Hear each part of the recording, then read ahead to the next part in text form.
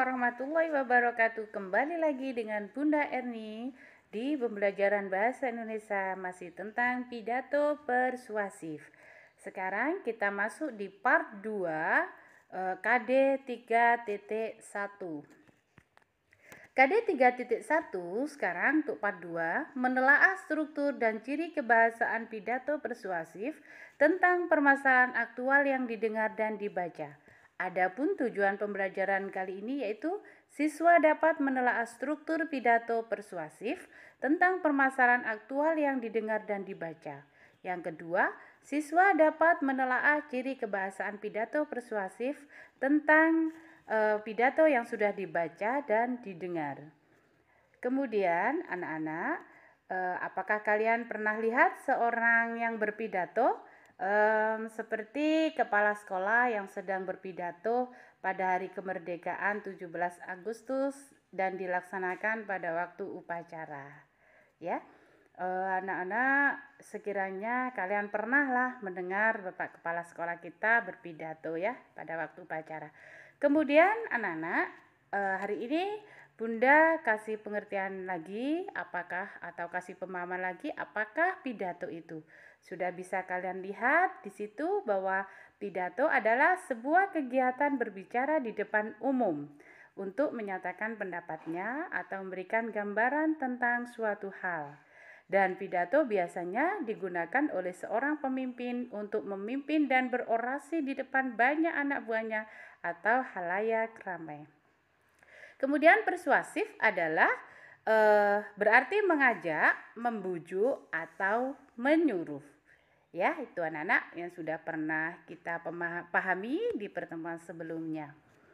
Kemudian selanjutnya, tujuan dari pidato persuasif adalah meyakinkan atau membujuk pembaca atau pendengarnya sehingga tertarik dengan apa yang disampaikan. Jadi di situ orang yang berpidato berusaha untuk meyakinkan atau membujuk pembaca atau pendengarnya ya untuk lebih memahami apa isi pidato tersebut. Sebelum melakukan kegiatan berpidato, biasanya pembicara membuat teks pidato terlebih dahulu. Jadi nanti ada beberapa langkah yang kita laksanakan sebelum seseorang itu melaksanakan pidato persuasif ya. Jadi orang itu kita itu harus menyiapkan betul-betul apa yang akan kita laksanakan sebelum berpidato. Langkah-langkah menyusun teks pidato, yang pertama menentukan tema. Yang kedua, membuat kerangka dan pokok-pokok yang akan disampaikan. Yang ketiga, menyusun naskah sesuai dengan struktur. Struktur teks akan kita pelajari selanjutnya setelah ini ya.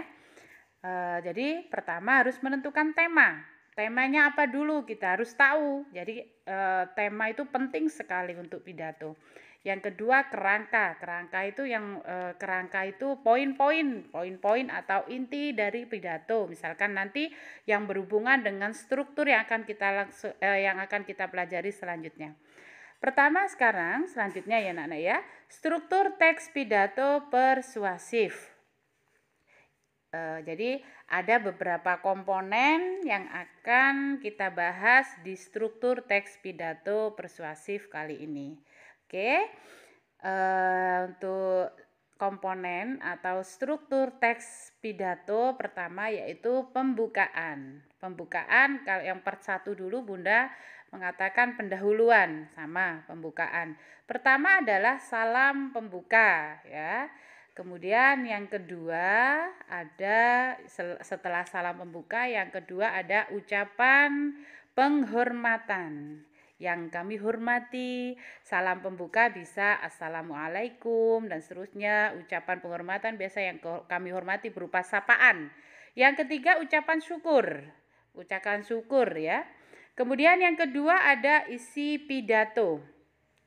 Isi pidato yaitu memuat tentang inti dari pidato tersebut. Di dalamnya berisi tentang inti dari sebuah gagasan dan alasan yang dituangkan dalam inti pidato. Yang ketiga Ada penutup pidato. Penutup pidato biasanya berisi tentang kesimpulan, ya. Ada kesimpulan. Kemudian yang kedua berisi tentang permintaan maaf yang setulus-tulusnya. Yang terakhir ada salam penutup. Jadi ada salam pembuka, yang terakhir juga ada salam penutup. Bisa dipahami anak-anak? Itu adalah 3 komponen dari struktur teks pidato persuasif. Untuk selanjutnya yaitu ciri kebahasaan pidato persuasif. Jadi kalau tadi kita membahas struktur, yang pertama yang sekarang kita membahas ciri kebahasaan pidato persuasif. Yang pertama ada konjungsi. Apa itu konjungsi? Konjungsi adalah kata yang digunakan untuk menghubungkan satu unsur dengan unsur lain. Konjungsi disebut juga kata penghubung. Tadi konjungsi adalah kata penghubung. Yang kedua ada kalimat persuasif. Apa itu kalimat persuasif, anak-anak? Di sini dijelaskan bahwa kalimat persuasif adalah kalimat yang berisi ajakan dan bertujuan untuk memengaruhi pembaca atau pendengar untuk melakukan sesuatu sesuai dengan kehendak penulis atau pembicara. Jadi kalimat persuasif adalah kalimat yang bertujuan untuk memengaruhi pembaca atau pendengar, anak-anak ya. Kemudian macam-macam konjungsi atau kata penghubung. Yang pertama ada korelatif. Ada korelatif. Apa sih kata konjungsi atau kata penghubung korelatif? Nah, di situ sudah dilihat. Konjungsi korelatif digunakan untuk menghubungkan dua kata, frasa, klausa yang memiliki status konjungsi setara. Kata penghubung yang setara. Contohnya, baik sekarang maupun nanti, bukan hanya di rumah melainkan di mana saja. Yang pertama, baik sekarang maupun nanti, ada setaranya. Baik sekarang maupun nanti. Ada di situ ada kata bercetak tebal, kata baik dan maupun. Kemudian kata bukan hanya di rumah melainkan di mana saja. Ada kata bercetak tebal, bukan hanya dan melainkan. Yang kedua, koordinatif. Konjungsi koordinatif hampir sama dengan konjungsi korelatif. Bedanya, kalau konjungsi korelatif digunakan pada klausa sederhana. Contohnya, dan, tetapi, atau. Nah, itu berarti setara, masih setara. Cuma bedanya di situ masih menggunakan klausa yang sederhana. Yang pertama tadi itu dua kata, menghubungkan dua kata, ada kata baik maupun bukan hanya di rumah dan melainkan. Yang terakhir adalah subordinatif. Yang ketiga ini ya, yang ketiga adalah subordinatif. Apa itu? Konjungsi subordinatif menghubungkan dua kata, frasa, klausa yang memiliki status konjungsi bertingkat. Contoh ya, contoh agar, supaya, sesudah, dengan, dan bahwa.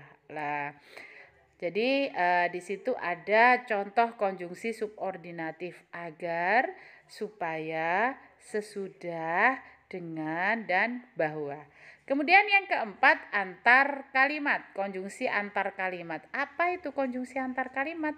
Yaitu kata selain digunakan antar klausa, konjungsi juga bisa digunakan antar kalimat satu dan kalimat lainnya.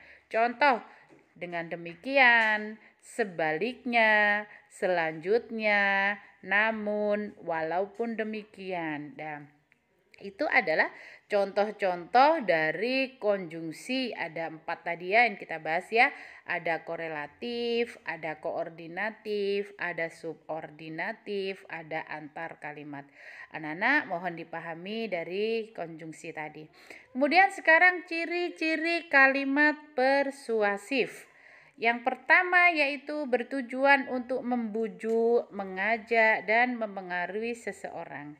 Biasanya menggunakan kata ayo, mari, dan kata-kata yang bersifat mengajak lainnya anak-anak.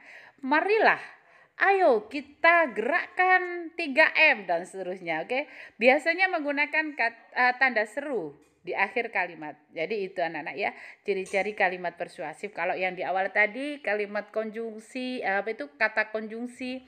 Yang kedua menggunakan kalimat persuasif. Yaitu tadi kalimat yang menggunakan yang bersifat mengajak. Ayo, marilah kita gerakkan hidup bersih. Nah, itu anak-anak ya.